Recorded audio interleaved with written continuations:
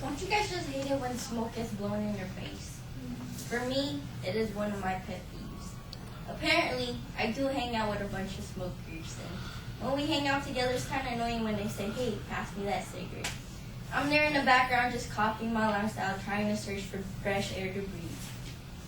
Today, I am here to advise you to stop smoking.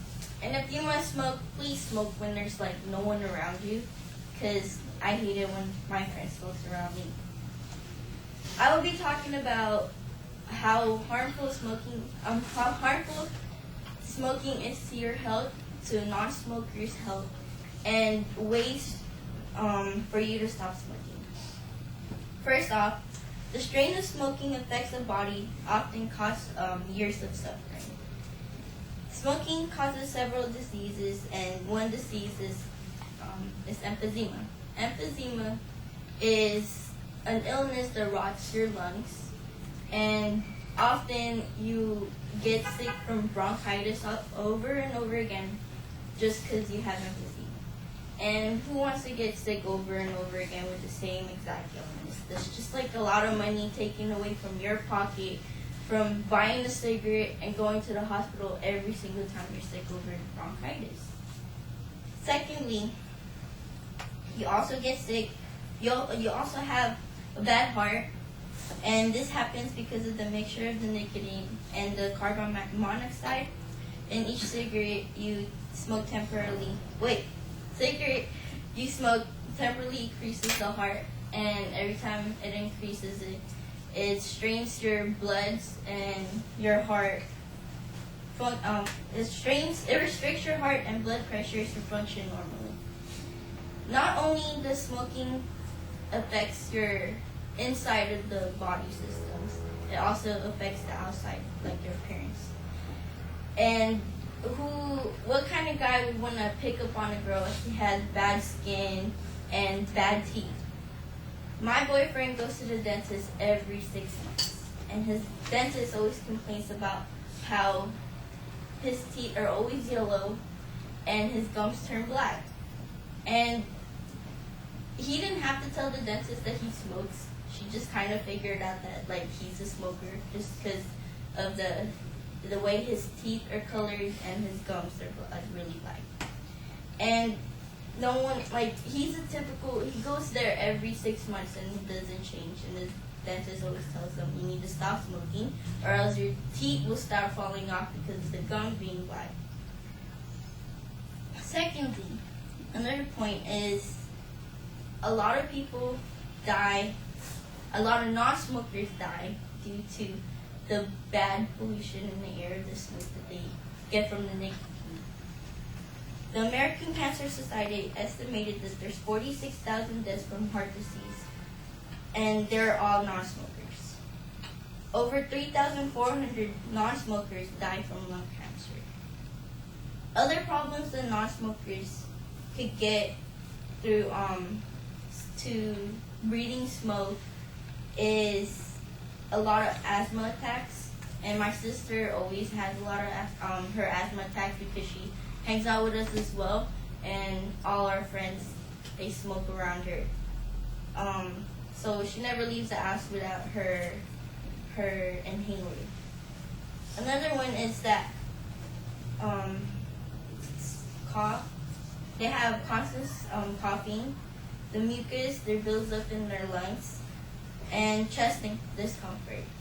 Just this semester, I had problems with my lungs, that they figured out that there was an infection in my lungs due to my boyfriend always smoking around me, and now he kind of stays away from me every time he smokes, which I always appreciate because it gives me a hard time to breathe when he's around me smoking. Third, there are many ways to stop smoking and to prevent from people that don't smoke from dying. One way is those Nicoderm patches, and the Nicoderm patches is not that great because if you have to be constantly on it, and if you do stop, it's just the matter of determination to actually quit smoking in order to stop it, or else if you quit the Nicoderm, you're going to constantly smoke even more heavily than what you used to smoke. smoking for. Second, another way to stop is just to stop in general. Either to go to rehab for the addiction you have in smoking, or to just have the determination to just really stop without using any of the medicine or any ways to help you stop smoking. Like maybe start by buying less cigarettes, start by smoking a little less than what you used to smoke before, and just quitting, like practically just quitting cold turkey, just like any other addiction would help us stop. In conclusion, quitting smoking it's not that easy to do, but as I say, it is just a determination to quit smoking. And it would also help more in our environment to keep people a lot more alive because of the non-polluted air that we have in this society. Thank you.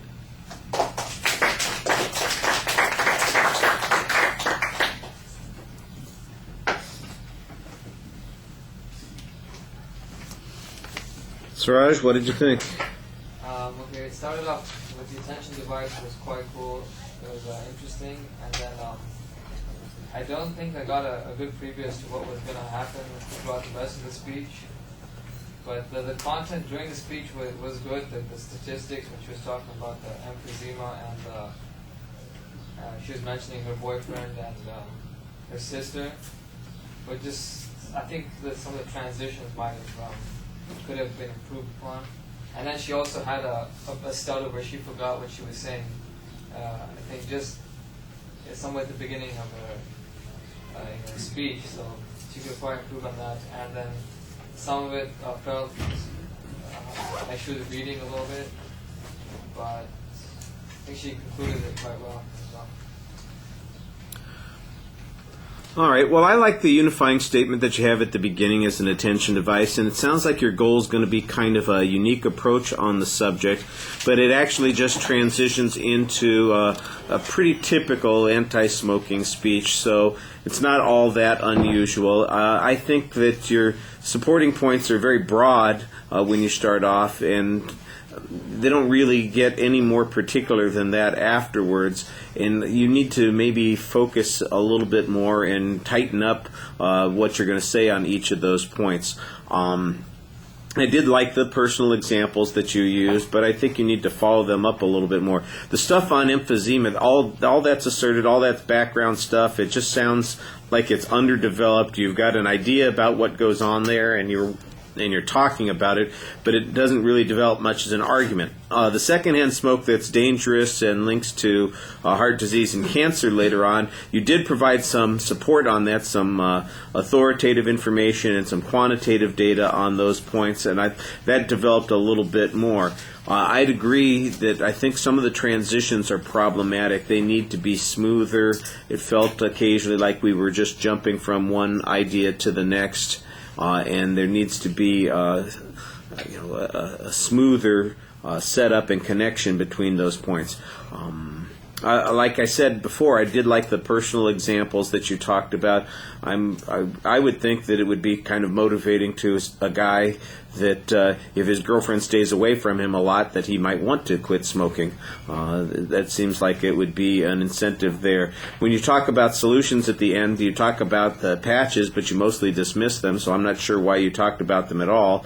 Then you talk about, well, maybe you could quit slowly by fewer cigarettes and smoke less often. And then the next thing I know, you're talking about going cold turkey. Neither of those is developed very well as an explanation about how people could do this and be successful. I'm not sure that anybody in here needs to be convinced that smoking is bad, so spending a lot of time on that's not really necessary. Let's face it, everybody understands that. Even smokers understand that. They know that they're gambling. They're just gambling for what you need to do is try and show why the advantages or the high or the satisfaction that they get from smoking isn't worth those consequences. And in fact, maybe that's the way to get people off of smoking, is to give them something else that's going to satisfy whatever it is that smoking satisfies for them.